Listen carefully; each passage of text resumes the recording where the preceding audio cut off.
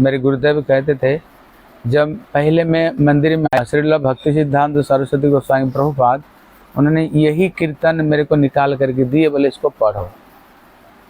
गुरुदेव कहते थे पहले तो मेरे अंदर में वैराग्य था, भगवान की भक्ति करनी चाहिए, ये जीवन दुर्लभ में मिलता है। लेकिन गुरुदेव कहते जब ये भजन का मैंने सुना है ना, मेरे अंदर में भगवान के प्रति और भी ज़्यादा प्रेम बढ़ गया। अभी प्रश्न है ये भजन में क्या बोल रहे हैं, जिसको सुन करके गुरुदेव कहते हैं इसको पढ़ करके मेरा हृदय में और भी तीव्र वैराग्य आया, सचमुच से ये जीवन में भगवान की भक्ति करनी चाहिए। इसलिए गुरुदेव कहते थे भजन में कहते हैं, दुर्लभ मानव जन्म लभिया संसारे, कृष्ण ना भजन दुख कही वस सरकारे। इसका मतलब है ये जो मानव शरीर है बहुत दुर्लभ है, जिसको कृष्ण गीत भागवत में कहते हैं लब्ध्वा सुदुर्लभ मिदंग बहु संभवान्ते। मतलब ये जो मानव शरीर है कहते केवल दुर्लभ नहीं है, कहते सुदुर्लभ, मतलब है ये मानव जन्म सहज में ही नहीं मिलता है, हैं? इसलिए भगवान राम अयोध्या वासियों को कहते हैं देत ईश बिनु है तू सने। भगवान जो मानव शरीर दे दिया, बड़े कृपा करके दे दिया। हम मानव जन्म पाने का लायक नहीं है, क्योंकि जगत में इतने जीव है ना, एक गिलास पानी लो, इसका अंदर में इतने बैक्टीरिया है, पृथ्वी में इतने इंसान भी नहीं। मानते हो ये बात को? मानते कि नहीं? तो इसी हिसाब से मानव शरीर कितना है, कुछ भी नहीं। इसलिए महाप्रभु भी रूप गोस्वामी को कहते हैं जैसे पृथ्वी का धूल कणा को नहीं गिन सकते हो, जगत में जीव को भी ऐसे नहीं गिन सकते हो। इन अनंत करोड़ों जीव पड़ा हुआ, चारों तरफ में जीव घूम ही रहे हैं। अब देखना एक शरीर सड़ जाए ना, उसमें इतने कीड़े पड़ जाते हैं, इतने कीड़े पड़ जाते हैं। एक शरीर जब सड़ जाता है, करोड़ों करोड़ों कीड़े पड़ जाते हैं, सब शरीर सड़ जाती है। इसलिए जगत में जीव है बहुत है, लेकिन किसी सौभाग्यवान व्यक्ति को ये मानव शरीर प्राप्त होता है। कहते संसार करी मिछे गले काल, लाभ ना हो किचु घंटे ले जाता। तो क्या कहते हैं? कहते हम संसार करते करते ना हमारा जीवन बेकार चला गया, लाभ तो कुछ नहीं हुआ बल्कि जंजाल हो गया। बोले क्या जंजाल है? भागवत में भरत महाराज की कथा आता है, हाँ, जिनका नाम पर ये भारत वर्ष हुआ है। इन्होंने संसार को मलबत परित्याग करके गए थे। संसार झूठा, संसार में कोई किसका है नहीं। लेकिन जो भजन कर रहे थे, भजन करते करते एक हिरण पानी पी रहा था, एक शेर ने दहाड़ मारा, तो वो गर्भवती था हिरण, दहाड़ मारा तो इतने में हिरण छलांग लगाया तो छलांग इतने में उसका बच्चा प्रसव हो गया। बच्चा प्रसव हो गया तो इतने में पानी में बहते बहते जा रहा है, और हिरण तो उसको उठा नहीं सकता है। इतने में वहीं पर वो भजन कर रहे थे, फिर जाकर हिरण इसको उन्हें ले आए। अभी हिरण बच्चा सोचता है ये मेरी पिता माता है, माँ तो चली गई छलांग लगा करके। अभी ये जो भजन करने के लिए बैठते हैं, वो हिरण गोद में चढ़ जाता है, और छोटी छोटी जो सींग है ना, पीठ को खुजलाने लग जाते हैं। अब बताओ भगवान के चरण में मन लगेगा? फिर वो जो प्रभु का भजन बैठ कर भजन करते थे, धीरे धीरे इनका मन भजन से हटना शुरू हो गया, और आसक्ति हो गया हिरण में। एक दिन झुंड का झुंड हिरण आया, उसको साथ में मिल करके हिरण चला गया। इतने में इनकी मृत्यु आई, और मरते समय उन्होंने हिरण को चिंता किया तो दूसरे जीवन में हिरण बनकर गया। लेकिन एक अच्छी काम था किया, पूर्व जन्म में जो हम भजन कर रहे हैं ना, ये भजन कभी नष्ट नहीं होता। इसलिए मीरा कहती है ना, दीन दीन बढ़त सवाय, दीन दीन बढ़त सवाय। मतलब हम जो भगवान की भक्ति भजन कर रहे हैं, ये कभी घटती नहीं। ये भजन हर समय में, हर जीवन में ये भजन तुम्हारी बढ़ते रहेगी। अगली जीवन में जब हम जाएंगे, आप जितने हरिनाम कर रहे हो, ये जो भागवत कथा करवा रहे हो, जो कुछ हो भगवान की सेवा कर रहे हो, आप ऊपर बैठो। कहती ये कभी नष्ट नहीं होगा। अगली जीवन में ये पूरा के पूरा, आप प्रभु उनको वहीं पर बैठे तो कहती ये पूरा के पूरा अगली जीवन में आपको पूरा के पूरा मिलेगा उसको। इसलिए कहते ना, चोर नहीं ले लुटे नहीं जावे, दीन दीन बढ़त सवाय। ये भक्ति कभी भी घटित नहीं। हर जीवन में आप जिस जीवन में जितने कर रहे हो, अगले जीवन में बस ब्याज समेत आपको मिलेगा। आप लोग देख लेना, आप लोग एक चीज़ देख लेना, एक व्यक्ति दिन भर रिक्शा चलाता है, दिन भर कठोर परिश्रम करता है, बाल बच्चे हैं, आप देख लेना शाम जब होता है ना, कभी कभी पेट भर करके रोटी भी नहीं मिलता है। मानते कि नहीं? दिन भर परिश्रम करता है, लेकिन परिश्रम करते अक्लांत परिश्रम करता है, लेकिन उसको पेट भर करके बीवी बच्चे हैं, सबको खिला करके खाना पड़ता है। घर का जो मालिक है उसको दो रोटी भी सही नहीं मिलता। बात सही है कि नहीं? है ना? नहीं मिलता है। लेकिन एक व्यक्ति देखो, किसी बड़े घर में जन्म हो गया, जन्म होने का नाते अगर कोई अंबानी वाले घर में जन्म हो गया, देखना जन्म होने का साथ साथ सारे संपत्ति का मालिक वही बनेगा। अभी प्रश्न होता है, एक व्यक्ति ये अंबानी के घर में क्यों जन्म हुआ और एक व्यक्ति ये रोडपति को घर में क्यों जन्म हुआ? क्यों? कारण क्या? बोले कारण है, हमने पूर्व जन्म में जैसे जैसे कर्म किया है ना, ठाकुर जी हमें वैसे ही घर में जन्म देते, ठीक वैसे घर में जन्म देते, थोड़ी सी भी इधर उधर नहीं होता।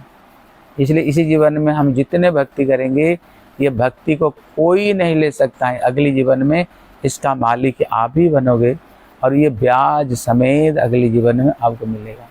इसलिए यहाँ पर कहते हैं, संसार संसार करी मिच्छे गेल काल, लाभ ना है किचु घटल जंजाल। इसका मतलब है, हम संसार करते करते करते करते क्या हमारे जीवन झूठ बेकार चला गया, लाभ तो कुछ हुआ ही नहीं और जंजाल हो गया।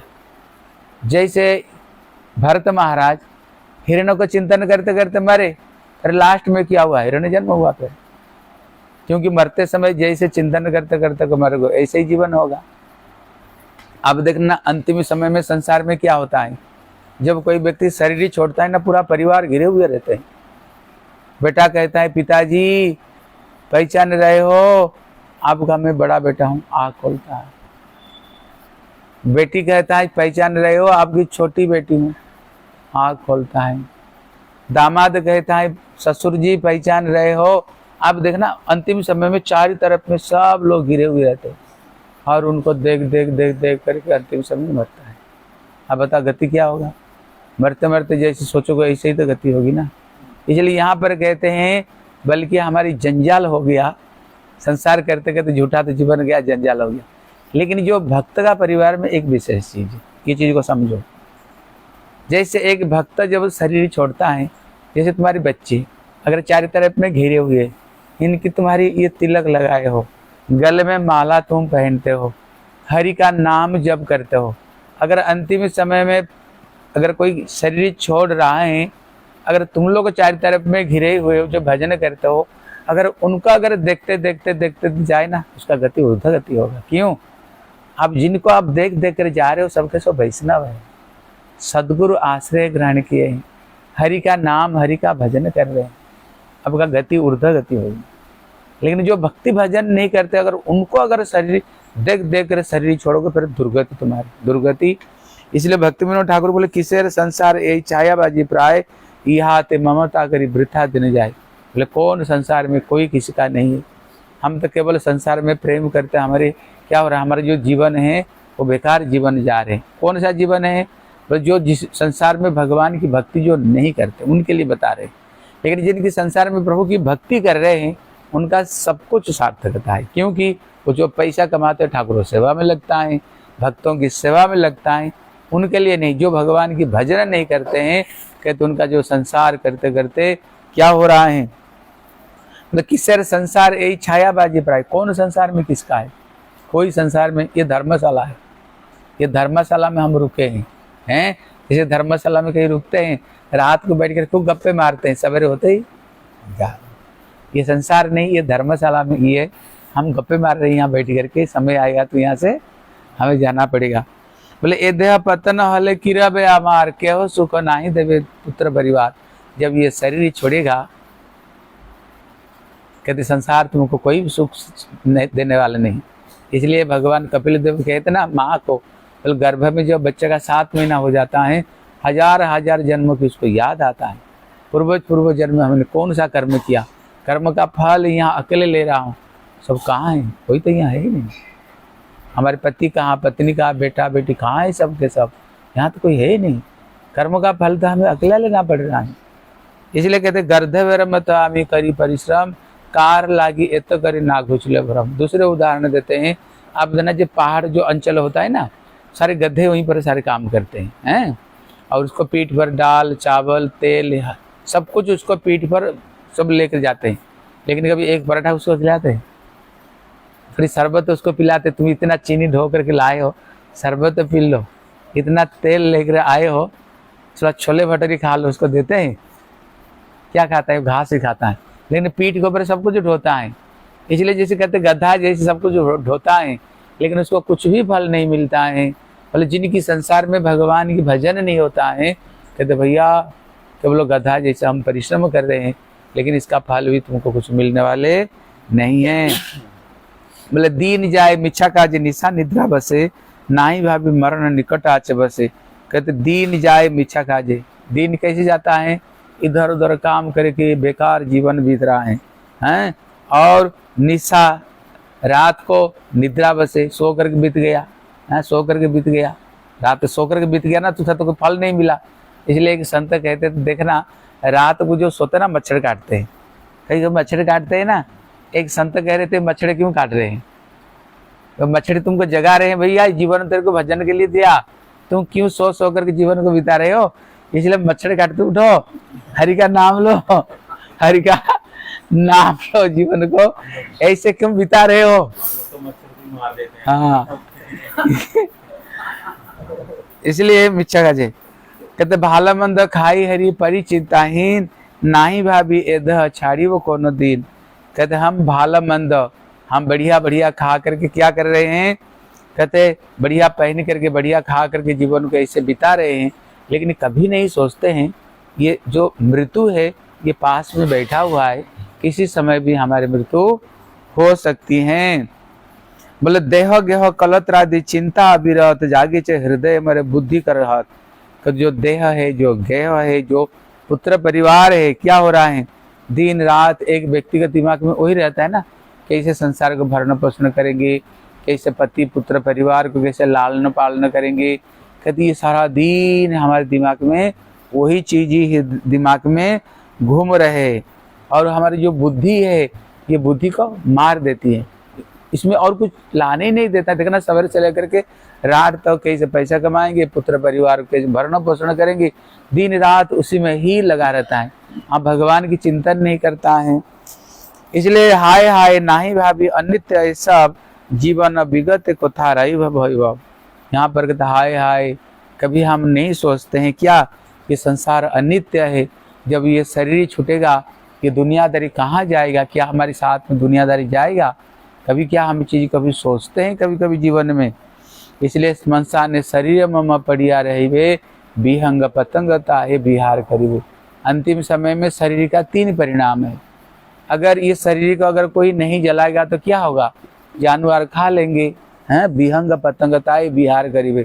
कहते जो विहंग पतंग शरीर को नोच नोच कर शरीर खा लेंगे, विष्ठा हो जाएगा। अगर कुछ कोई नहीं खाएगा तो कीड़े बन जाएंगे, अगर जला देंगे तो राख बन जाएंगे। शरीर का यही 3 गति है। इसलिए कहते कुकुर श्रृगाल सब आनंदित है, महोत्सव करीब अमार सद सादर ले हद है। जब शरीर हमारी छूट जाएगा क्या होगा? जो कुकुर और जो श्रृगाल है बड़े खुश होकर क्या करेंगे? हमारे शरीर को महोत्सव करेंगे। जैसे हम लोग कोई उत्सव करते हैं ना, बढ़िया बढ़िया शाही पनीर मटर पनीर राजमा, जैसे हम उत्सव करते हैं, जब हम शरीर छूट जाएगा ये शरीर को लेकर कुत्ते और ये सब के सब क्या करेंगे? उत्सव करेंगे ये शरीर को।